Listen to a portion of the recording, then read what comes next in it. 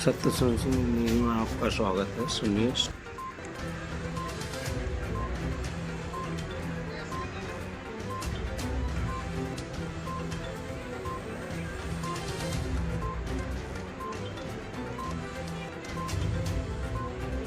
बंधु, राष्ट्र के गौरव, राजनीति के पुरोधा, संस्कृति, सभ्यता और संस्कारों के आराधक माननीय मुख्यमंत्री महोदय आज जिस कल्पना को साकार करने जा रहे हैं, जो शिलान्यास आपके द्वारा किया जा रहा है, इस पर व्यय होने वाली धनराशि रुपये 2 अरब 33 करोड़ 44 लाख है।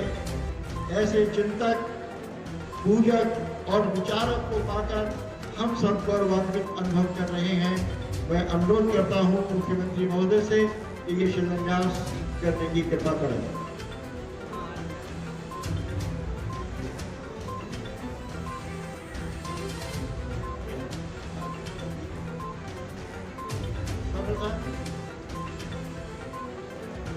स्मार्टफोन वितरण,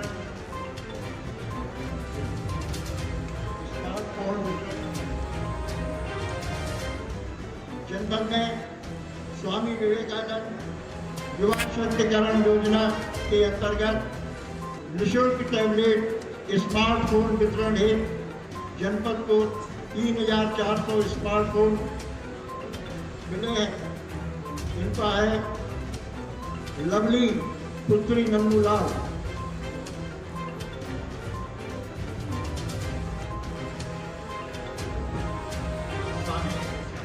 स्वामी विवेकानंद युवा सशक्तिकरण योजना के लाभार्थी स्टेज में आगे लवली पुत्री नन्नूलाल, खुशी उपाध्याय पुत्री विनीत उपाध्याय, प्रियंका पुत्री संतोष,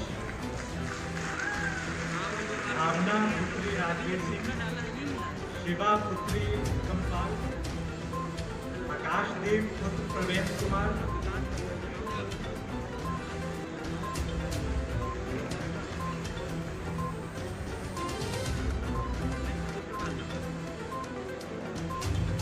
रंजीत चौधरी पुत्र रामअवतार,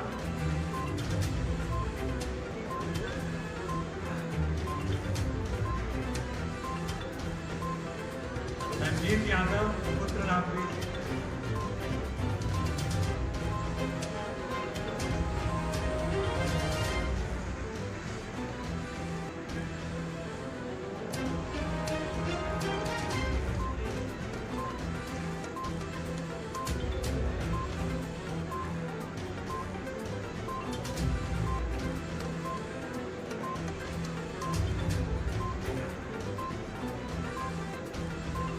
हमने अनुरोध करता उत्तर प्रदेश राज्य ग्रामीण आजीविका मिशन के लाभार्थियों से कि वो भी स्टेज पे आ गए पीछे।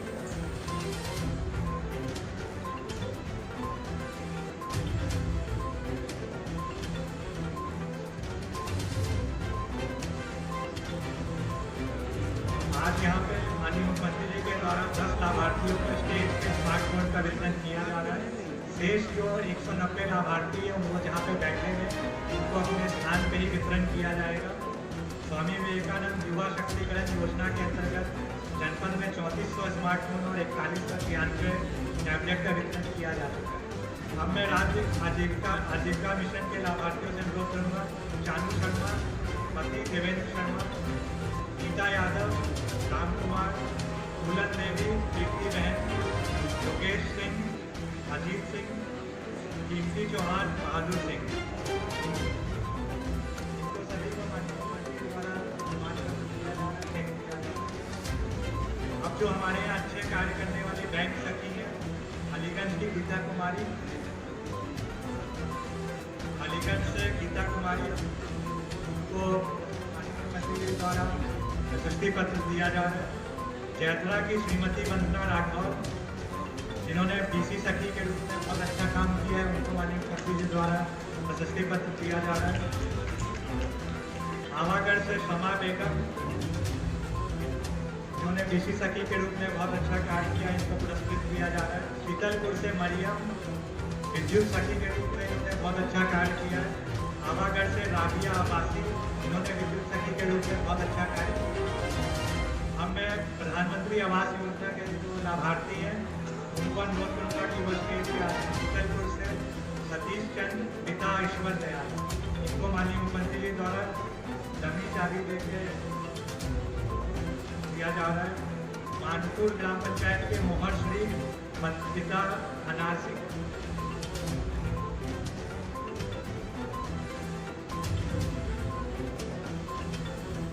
मैं साथ में अनुरोध करूँगा कि प्रधानमंत्री आवास योजना शहरी के लाभार्थी भी ऊपर आ जाए। अल्ली पिता अवधेश, शांतिनगर एटा। प्रेमवती पिता कप्तान सिंह, शांतिनगर एटा।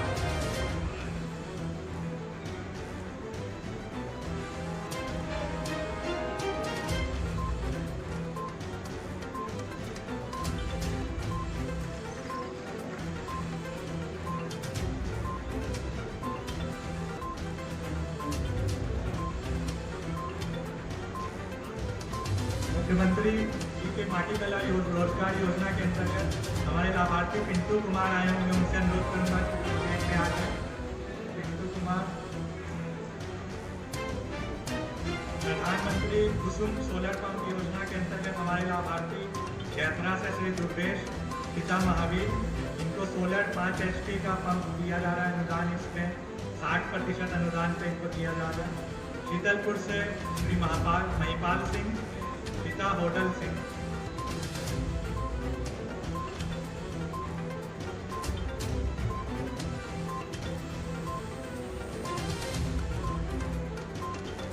रोजगार मेले योजना के अंतर्गत हमारे इस वित्तीय वर्ष में अब तक 21 रोजगार मेलों का आयोजन किया गया है। इसमें 1091 अभ्यर्थी चयनित किए गए। 2 अभ्यर्थी ऊपर स्टेज का है, कौशल कुमार और सौरभ कुमार।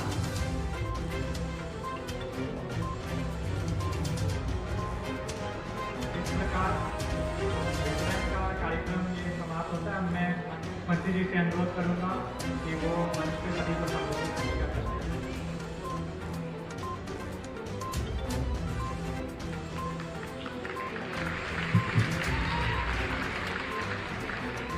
भारत माता की, भारत माता की, भारत माता की।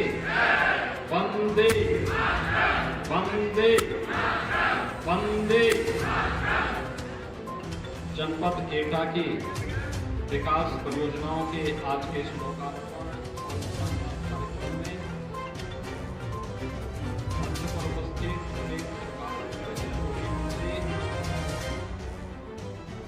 अजीत पाल जी, लोकप्रिय सांसद एटा श्री राजवीर सिंह बादलैया, माननीय सांसद फरुखाबाद श्री मुकेश राजपूत जी, माननीय सांसद राज्यसभा श्री जगन्नाथ सिंह यादव जी, सभी हमारे माननीय विधायक एटा श्री विपिन कुमार डेविड जी, विधायक मारहरा श्री वीरेंद्र सिंह मोदी जी, विधायक अलीगंज श्री सत्यपाल सिंह राठौर जी, विधायक जलेसर श्री संजीव दिवाकर जी, विधान परिषद के माननीय सदस्य श्री आशीष कुमार यादव जी, भारतीय जनता पार्टी के जिला के अध्यक्ष श्री संदीप जैन जी, विधान परिषद के माननीय सदस्य श्री ओम प्रकाश सिंह जी, हरिओम जी और आज के इस कार्यक्रम में उपस्थित जनपद एटा से जुड़े हुए सभी उपस्थित भाइयों बहनों, विधानसभा चुनाव के बाद जनपद एटा में मुझे पहली बार आने का अवसर प्राप्त हो रहा है। विधानसभा चुनाव में आप सबने आशीर्वाद देकर के भारतीय जनता पार्टी को फिर से प्रदेश के अंदर सरकार बनाने के लिए जो अपना भरपूर आशीर्वाद दिया है उसके प्रति आभार व्यक्त करने और जनपद को 419 करोड़ 75 लाख इन परियोजनाओं का उपहार देने के लिए मैं आज अपने माननीय सांसद और विधायकों के साथ आपके बीच आया हूं। इन सभी परियोजनाओं के लिए मैं जनपद एटा वासियों को हृदय से बधाई देता हूं। आप सबको दीपावली की मंगलमय शुभकामनाएं भी आप सबके प्रति व्यक्त करता हूं। भाइयों बहनों, अभी हम लोगों ने यहाँ के थर्मल पावर प्लांट का भी निरीक्षण किया है। 12,300 करोड़ रुपए की लागत से विद्युत उत्पादन का इतना बड़ा संयंत्र आपके यहाँ लग रहा है। अगले वर्ष तक जब चालू होगा तो यहां से 1320 मेगावाट की विद्युत का उत्पादन होगा और इतना बड़ा पावर का स्टेशन यहाँ के विकास इसको एक पहचान भी देगा और यहाँ के विकास में भी एक बड़ी भूमिका का निर्वहन करेगा। और इसके लिए जहां मैं आप सबको हृदय से बधाई देता हूं, वहीं आज एटा अपनी एक नई पहचान और नई आभा के साथ आगे बढ़ रहा है। भाइयों बहनों, एटा की एक पहचान कोई सोचता था कि एटा में ही मेडिकल कॉलेज होगा, लेकिन आज आपके जनपद में जहां मेडिकल कॉलेज के निर्माण का कार्यक्रम भी अंतिम चरणों में चल रहा है, वहीं एटा के जलेसर में बनने वाले जो घंटे हैं, ये पूरे देश और दुनिया के अंदर हर धार्मिक अनुष्ठान में जब बजते हैं तो एटा और जलेसर का स्मरण हर व्यक्ति कर पाता है। बिना यहाँ की घंटी बजे तो कोई अनुष्ठान पूरा होता ही नहीं है। और मैं भी देख रहा था, वन डिस्ट्रिक्ट वन प्रोडक्ट में हम लोगों ने एटा के साथ इन सभी कार्यक्रमों को भी जोड़ा हुआ है। मुझे बताया गया कि अयोध्या में भगवान राम के भव्य मंदिर निर्माण कार्यक्रम के बाद एटा में एक भव्य घंटा बज रहा है मंदिर पे लगाने के लिए, जो अयोध्या में राम जन्मभूमि के अंदर बज सके और पूरे प्रदेश और पूरे देश के अंदर सनातन हिंदू धर्म के डंके को दुनिया के अंदर पहुंचाने का काम इसकी आवाज करेगी। भाइयों बहनों, हमें अपनी विरासत पर गौरव की अनुभूति होनी चाहिए। प्रधानमंत्री मोदी जी ने आजादी के अमृत महोत्सव वर्ष में इसी संकल्प के साथ हम सबको जोड़ने का काम किया। उन्होंने साफ कहा कि आजादी के अमृत महोत्सव वर्ष में हम सबको गौरव की अनुभूति होनी चाहिए कि हम सब भारतवासी अपनी आजादी के अमृत महोत्सव वर्ष को यानी 75 वर्ष की सफलता की इस कहानी के साक्षी बन रहे हैं। 75 वर्ष की यात्रा किस रूप में अनुपम है। जो ब्रिटिश कभी भारत पर शासन किया था, आजादी के अमृत महोत्सव वर्ष में वह भारत उस ब्रिटेन को पछाड़ करके दुनिया की 5वीं अर्थव्यवस्था बनता है। यानी ये भारत की प्रगति की एक नई कथा कहती है। विकास के कार्य, इंफ्रास्ट्रक्चर डेवलपमेंट के कार्य, हाईवे का निर्माण, पावर प्लांट का निर्माण, एयरपोर्ट का निर्माण, मेडिकल कॉलेजेस का निर्माण, एक्सप्रेस हाईवे का निर्माण, ये सभी इंफ्रास्ट्रक्चर डेवलपमेंट एक नई कहानी को कहता है, जो विकास की गति को एक नई तीव्रता प्रदान करता है। तो लोक कल्याणकारी योजनाओं का लाभ भी इस रूप में आम जनमानस को उपलब्ध कराने के लिए बिना भेदभाव के शासन की योजनाओं को हर द्वार तक पहुंचाने का कार्य हुआ है। यह किसी से छुपा हुआ नहीं। भाइयों बहनों, जब शांति होती है, समृद्धि होती है, उन स्थितियों में आम जनमानस के बीच में योजनाओं का लाभ पहुंचे, ये अच्छी बात है। लेकिन जब विपत्ति होती है, हर व्यक्ति अपनी जान को बचा रहा होता है और परिस्थितियों में शासन की योजनाओं को घर घर तक पहुंचाने का कार्य आज जो संभव हो पा रहा है, यह प्रधानमंत्री मोदी जी के विजन के कारण ही संभव हो पाया है। आपने देखा होगा कोरोना कालखंड में पूरी दुनिया पस्त थी।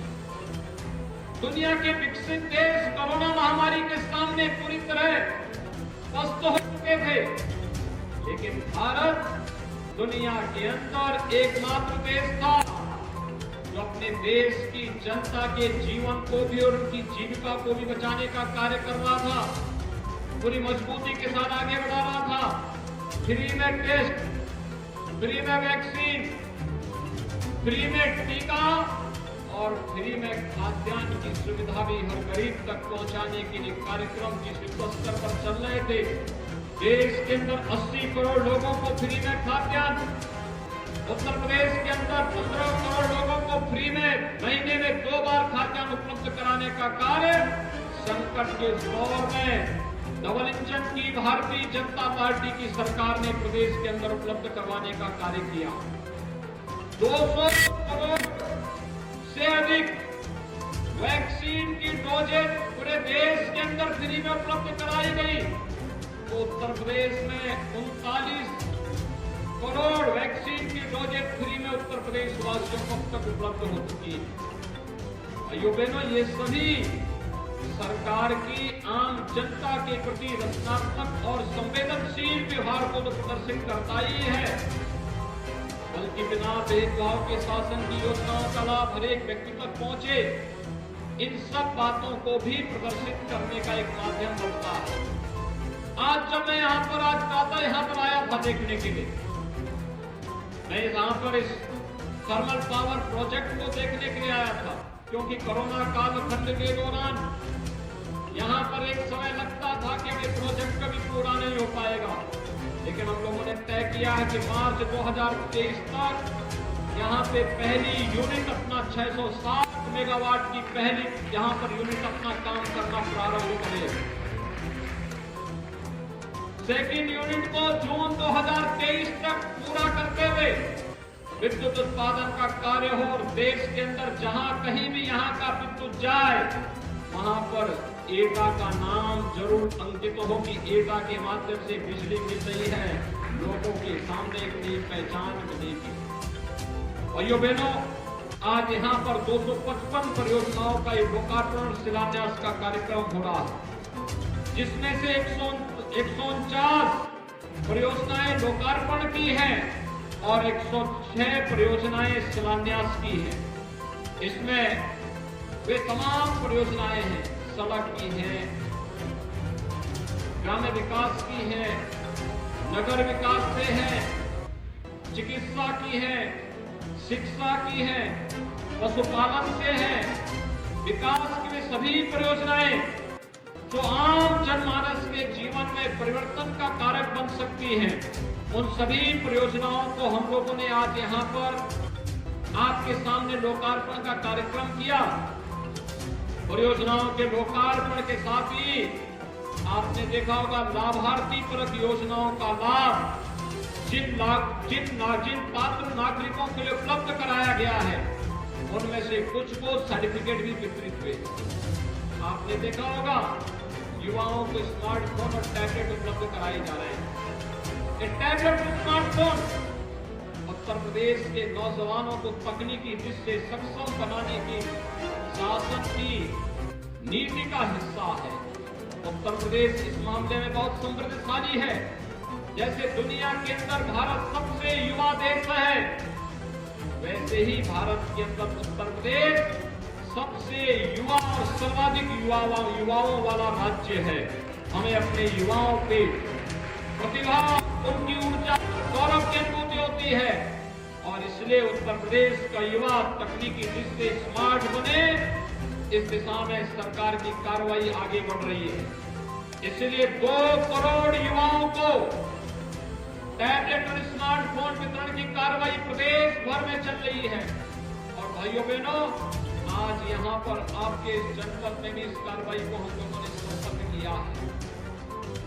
इसके साथ ही आपने देखा होगा समाज के विभिन्न तबकों के लिए शासन की कार्य योजना कैसे लागू की जा रही है।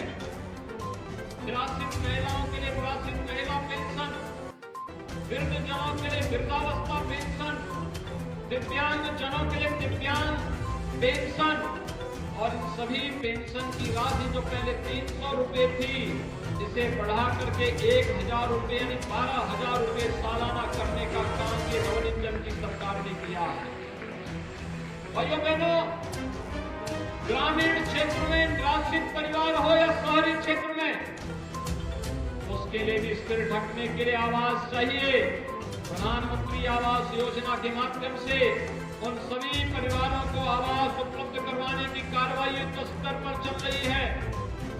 बेटी के जन्म लेने से लेकर के बेटी के विवाह योग्य होने तक मुख्यमंत्री कन्या सुमंगला योजना, और बेटी विवाह के योग्य हो जाती है तो मुख्यमंत्री सामूहिक विवाह योजना के माध्यम से इस बेटी की शादी गांव के लोग गांव की बेटी को अपनी बेटी मानकर के इस कार्यक्रम में सहभागी बन सके, इसके लिए मुख्यमंत्री सामूहिक विवाह की योजना भी प्रदेश के अंदर लागू की गई है।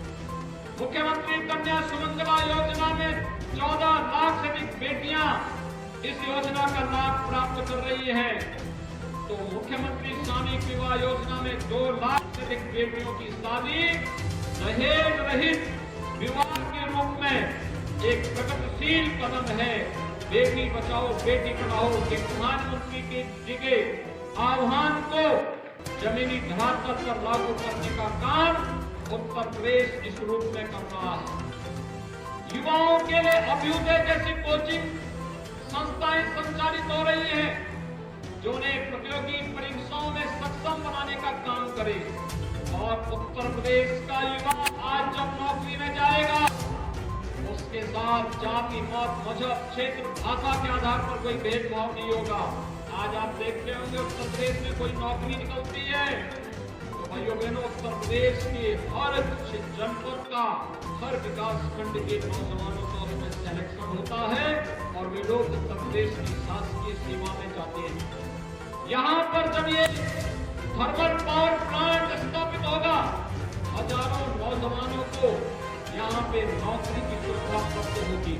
और मैं यहाँ पर पावर प्लांट से जुड़े हुए जो उत्तर प्रदेश पावर कॉर्पोरेशन से कहूंगा कि 2 काम जरूर करें कि आसपास के गांवों के जो विद्यालय होंगे उन्हें ऑपरेशन कायाकल्प में अगर आज तक उनको नहीं लिया गया है तो ऑपरेशन कायाकल्प में CSR की धनराशि का उपयोग उसके लिए एक बार करें और यहाँ पर उन सभी विद्यालयों में स्मार्ट क्लास की व्यवस्था सुनिश्चित करवाएं। दूसरा, यहाँ पे स्किल डेवलपमेंट का एक सेंटर खोले। स्किल डेवलपमेंट के माध्यम से यहाँ के नौजवानों को ITI और पॉलिटेक्निक के वे नौजवानों को स्किल डेवलपमेंट के माध्यम से यहाँ पर रोजगार और नौकरी उपलब्ध करवाया जा सके।